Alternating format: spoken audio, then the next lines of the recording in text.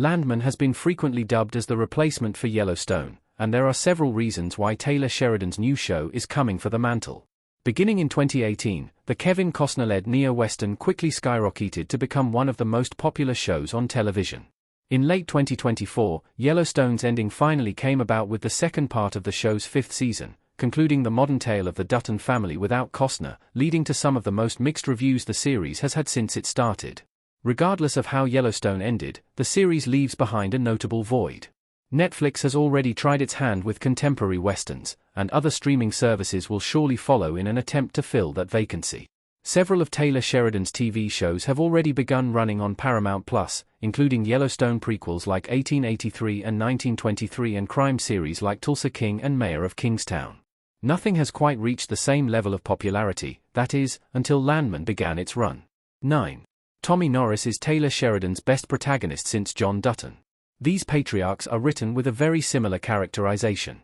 A significant component of Yellowstone's success was due to the immense popularity of Kevin Costner, particularly with a certain generation who loved his movies in the late 80s and early 1990s.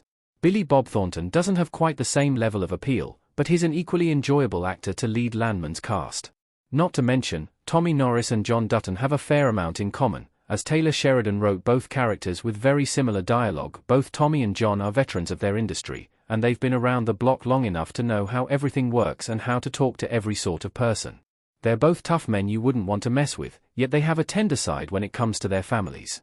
Most importantly, they're both men who have dedicated their lives to their occupation, and that constantly takes priority over personal happiness or even family. Family is a major component of Landman and Yellowstone. Both shows explore unique familial relationships.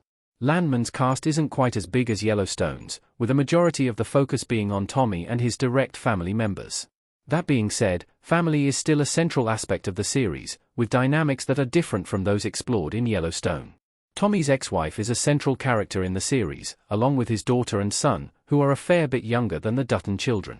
Rather than being at each other's throats like Jamie and Beth Dutton, Cooper and Ainsley have a more juvenile dislike for each other. The family lives of oil patch crews are also explored, with a devastating explosion at the end of episode 1 claiming the lives of 3 men and leaving widows behind. These characters aren't as central to the story, but it's important for Taylor Sheridan showing the variety of people who exist and who are affected by the Permian Basin oil industry. Lastly, Tommy's relationship with his ex-wife develops, demonstrating aspects of relationship compatibility that Yellowstone never really got to touch on with John. 7. Landman explores the gap between the wealthy and everyday workers. Both series show both ends of the spectrum in their industry. One of the best parts of Yellowstone is the bunkhouse crew. They're the cowboys that do the work on the Yellowstone ranch, all crammed into one living space. Some of them are even branded, and Landman presents a similar level of loyalty from certain characters. The oil patch workers fulfill a similar presence in Landman, at least while Cooper takes part in various crews, offering brotherly banter, trash talk, and a generally similar atmosphere to the bunkhouse characters in Yellowstone. Oppositely, both shows demonstrate characters on the higher end of society. Jon Hamm's character, Monty Miller, is an oil magnate who lives in the big city away from all the action while reaping the benefits of it with his family. John Dutton is wealthy in Yellowstone but not quite on the same level as other characters who are depicted, like Dan Jenkins or Market Equities, who show how little regard the wealthy have for those working day jobs. 6. Yellowstone and Landman both explore the idea of the American dream. America is a critical theme in Taylor Sheridan's work. Taylor Sheridan's TV shows practically all have one thing in common: they are deeply American shows. Whether it be about the criminal justice system in Mayor of Kingstown or the idea of land in Yellowstone, Sheridan's shows are made to provoke questions about their subjects.